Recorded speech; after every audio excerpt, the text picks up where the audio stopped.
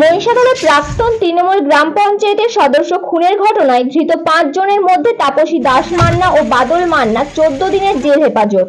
বাকি 3 জন মিঠুন মান্না, দুলাল মান্না ও সুব্রত মাইতির 4 দিনের পুলিশ হেফাজতের নির্দেশ দিয়েছেন হলদিয়ার মহকুমা আদালত।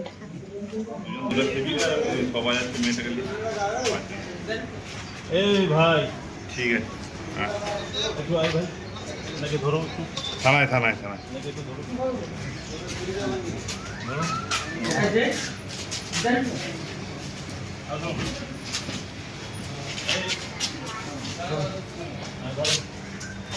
ওকে ধরতে হবে, ওকে ধরতে হবে।